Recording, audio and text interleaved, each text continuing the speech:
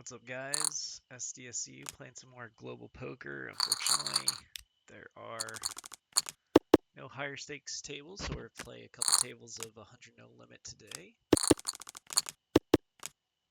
Again, I'll try to go into much depth as I can, but I won't be saying the most obvious things, and just give a little bit of a high-level analysis on each hand. Maybe we'll play a heads up as well here. Let's go to sit and go. Register for this. And register for a $30 one as well.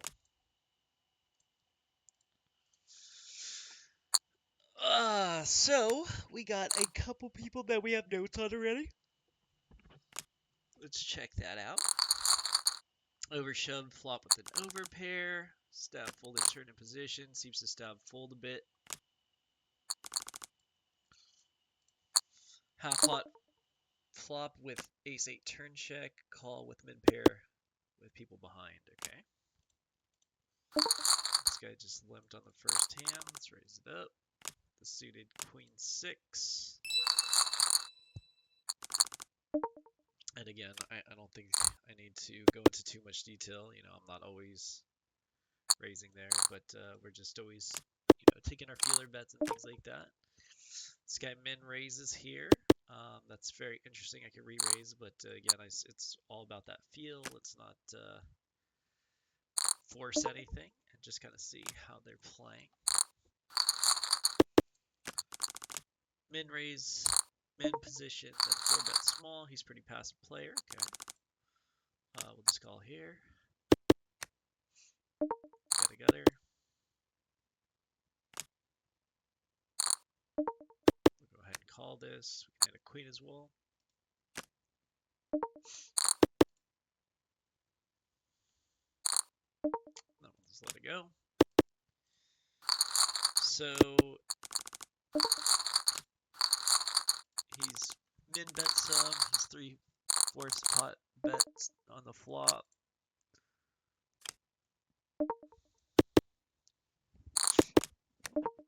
Okay, he just checks back here. Let's go ahead, bet, and then we'll probably bet again. As I don't think he has anything. I think he has some overs, and he basically needs a call there for just so that he can't check fold every time. King 10. Again, we're not going to really force anything. Just call. We can bet here. If he has a queen 8, I would assume he just has some overs. And then we're just going to check back. Thinking he probably just has like an 8 or something along those lines. And we'll just fold.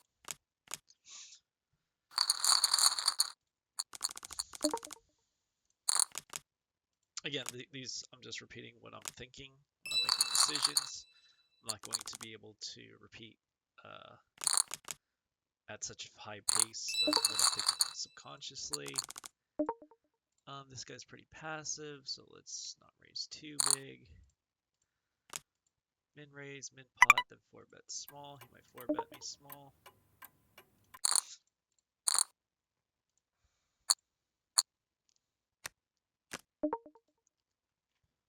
And then with the passive player, I'm just gonna bet fairly small on such a dry board. He leads into me, which doesn't really make sense. So let's go ahead and pop that up. An ISO here. What's kind of players? Overshove flop. All right. Not the most standard player here. Let's bet here. Got a double gutter. I forget what we did here, but I think I'm gonna check raise. I could have. I don't really like leading, but maybe we'll just call here. I don't really want to inflate the pot too big just yet, and that's not a good turn. Let's go ahead. combination bet. We got some back doors.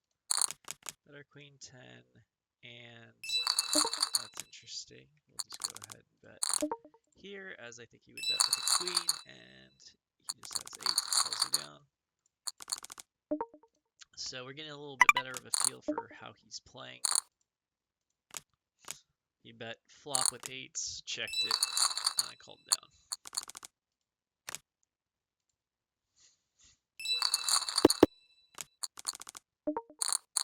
And again, we're going to be value betting there sometimes and bluffing not too often. So I think it was a decent play. 7-9 suited against the guy who overshoves flop is definitely a call, since he's going to be overplaying his overpairs if we do hit.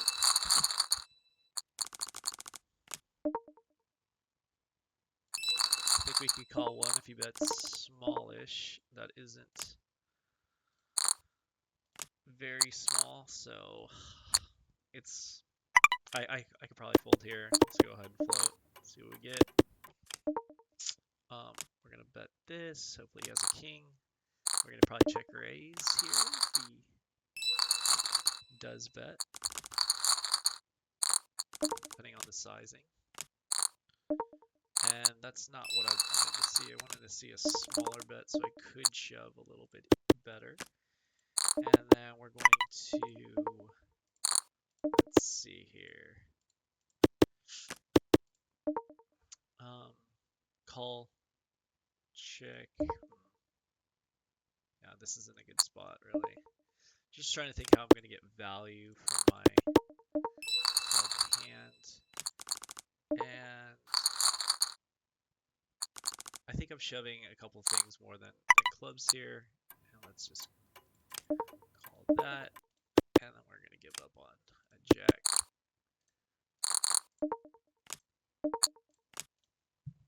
And I think I played that hand pretty poorly. I should probably just fold it on the flop.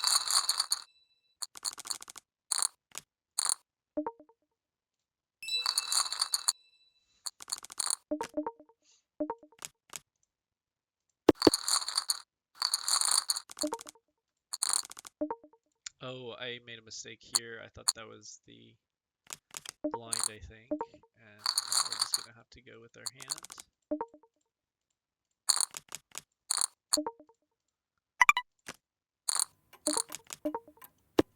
That's not good. And that was a very weird play with 8s. Yeah, unfortunately, I am playing a lot of tables and kind of made some small mistakes, but I mean, he should never be calling with 8s there, ever, on a pot size bet, and then flop it or turning the set. But that's how that played out. Kind of disappointed how I played this hand, though. We're going to check raise here with the queen 7. We're going to check again for a check raise. And that's a pretty big bet, which looks like, again, a draw. So let's go ahead and bump it up pretty big. And I sat out here, unfortunately. With a really good hand. We'll go ahead and call with the a7. And then we're going to go shove, and hopefully he has a better queen.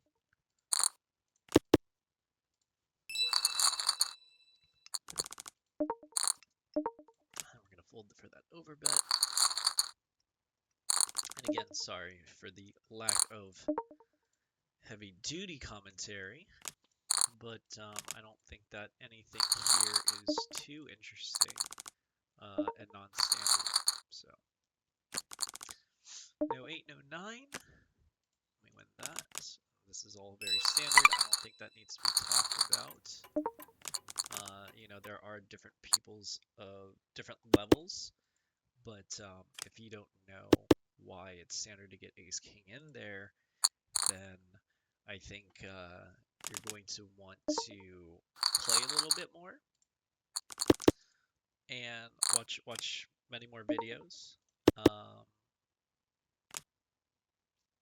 And I think you'll need to maybe get a little bit of coaching as well, so that you can ask your questions as to why. Because if I do explain, why it's so standard to get ace king in there heads up, then we're not going to be able to talk about more any closer spots when that's just a obvious way to play the hand. So I think through experience, if you don't understand why ace king is getting it all in there, then you're just going to be able to learn a lot just by watching. So okay, so we definitely want to take advantage of that. We're going to make that same bet that we did before against this guy that he folded to. This is the passive guy, so he just kind of gives up. This guy's a limper. Let's ISO him, see how he reacts. The reason why we can ISO so light here is that we're not going to be punished for doing so, as we're not gonna get 3-bet or lose any free money. We could continuation bet, get paid off, etc., and they're not going to be playing back as hard or as well. So it's just a profitable spot against not that great of opponents to start going after them.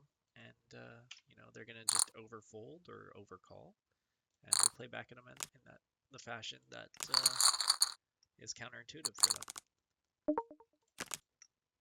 Maybe not counterintuitive, that counters them specifically, is what I should have said. We can bet there. We can check. Let's go ahead and check, because we had some backdoor stuff that we can get. We can hit a 6. We can hit a king. We're obviously calling this. I don't like that he bet so big with the guy who seems to limp fold. But I think he does have a lot of draws. He could definitely hit that 8. And if he bets big here, I don't think we're going to be going with it.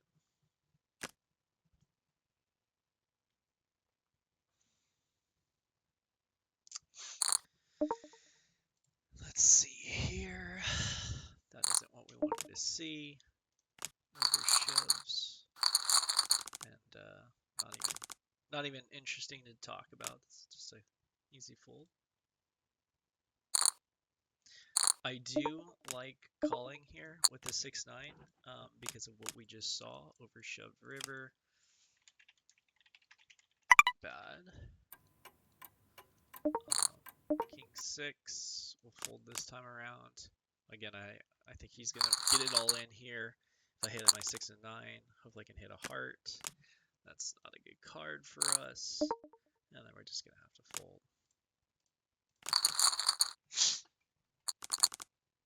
Got ace king. Obviously, we're raising it up.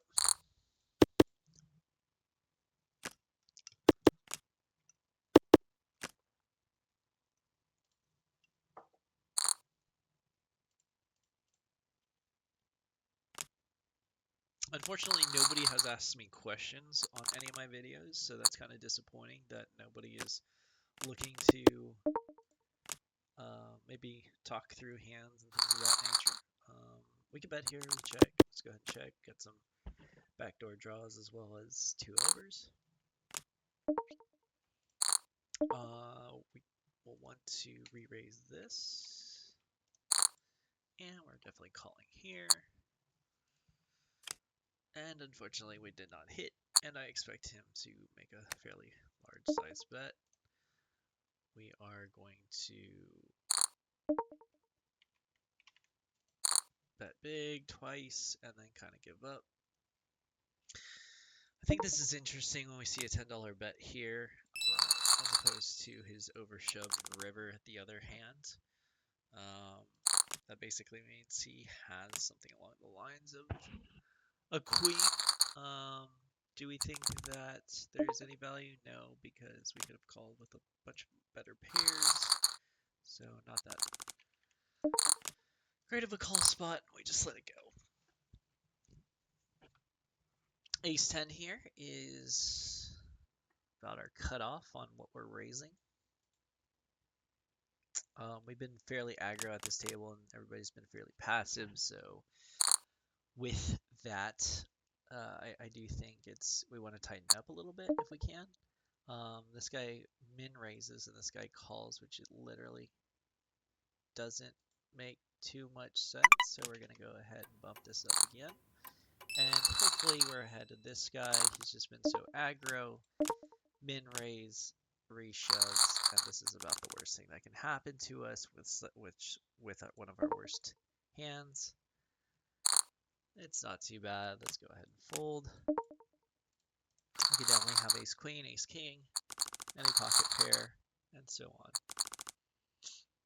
And yeah, just unfortunate timing. Collie, he limps. We're not going to be wanting to play back at him. He's talking back now. Now we can start re-raising him. See how he reacts to that. And he just folds. So I think he had a hand there that was fairly decent. This is definitely a continuation bet. We got a lot of overs that we can hit. A lot of backdoor draws. This guy is Collie. Let's go ahead and make this 10, and then we're going to bet pretty big on the river if we hit, which we do, and then we're just going to pop it a 30 ball, and hopefully he calls, and he does. And this is why that was good, because I mean he could have folded the turn if he didn't have anything. If he calls the turn and we do hit, we're going to get paid off. If we hit a king or a jack, we could check down, and hopefully he checks back because he is Collie. So I think it's a decent spot. Obviously, we lucked out with the queen, but we did have the chance of folding him out on the turn if he didn't have anything. And yeah, I typically don't bet against Collie people with a gut shot, for example. But you got to mix in a couple of bluffs, even if they are Collie. And then most of the things that we're betting there are basically value bets.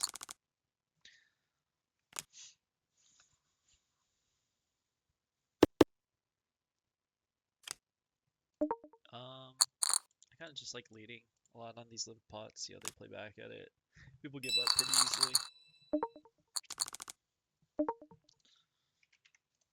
Bet that. Let's check that. So, I mean, even with this comment here, he knows we're after him. He's after us, kind of thing. This is an easy bet. This Collie guy, hopefully he calls, and I think we're gonna make a lot of money. I think when he's Collie like that, we're just gonna get it in here.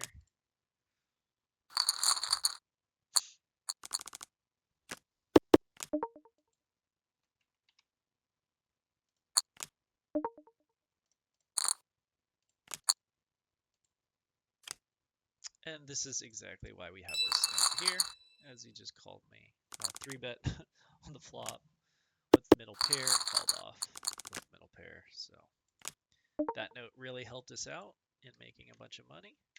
Let's go ahead and bet with our 8-3. Suited, obviously. And it's all very standard here.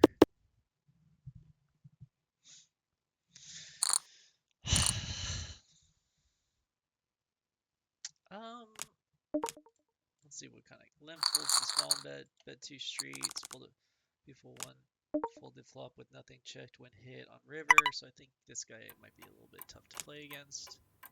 If I hit, I'm not always getting paid out, so we'll need a little bit better of a hand to play against that guy in that position. With the 5x raise and the small blinds. I think this is a decent spot to re-raise or call. Let's go ahead and re-raise. Again, we're over 100 big blinds. I'm in position. I have a decent hand. He's betting a lot, and for him to continue there, he definitely needs a decent hand. Let's go 4x here. Let's go above 4x since we just... Thanks for the loot. See you soon. This guy's terrible. I wish I could have edited his notes so I could go in a little bit more depth of how he plays. That's interesting. I think that we can check here and keep the pot small and start calling down. A lot of what he's going to have here are high card hands, so I'm not too worried about giving him some free cards, especially if he has an ace. Let's go ahead and bet here against this guy. And I think we're calling this. We'll just time down for a bit, and then we're going to continuation bet here. And that's a really good card for us. And then we're just going to check here, as I don't think he has much. He doesn't.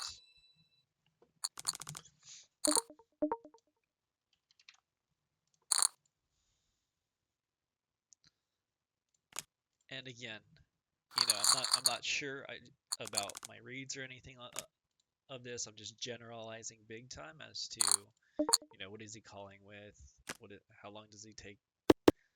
What the bet sizing signifies. That's all experience. So I can't really put that into words why I think it's more likely, but you just start seeing patterns in different people's plays. You just start seeing patterns at different stakes, and you just lean towards what's the most likely scenario, and you go with that. I mean, he could have easily had a hand. I missed out a bet there with ace king. He could have called, but depending on his play style, I think that a check call would have been the best option. Unfortunately, it wasn't. Unfortunately, he actually didn't even bluff, so it's good to make note of. I think he is bluffing there some, though. Ace king again against the calls pretty fast, so I think he has a pair here or something along those lines, but we're going to hope he has like ace 10. We're going to bet as so. He called fairly quickly there, so I think he does have something along the lines of an ace. So we're just going to keep getting value from an ace.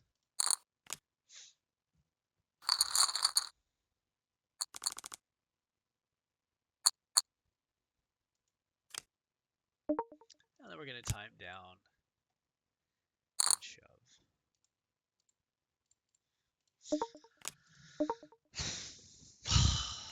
You know, you don't want your timings to kind of signify what you're thinking, and so just randomly tanking. And I hope he has ace 10 here, and he already does more time, so that's actually a good signal that he has a tough decision.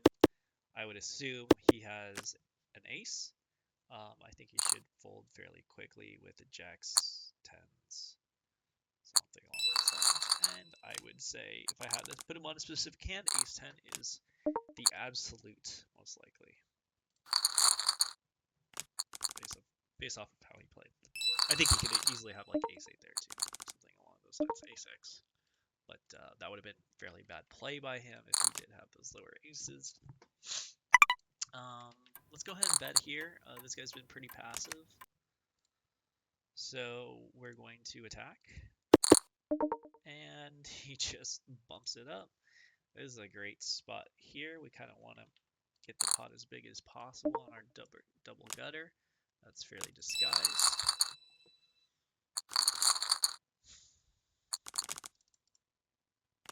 We'll bet here.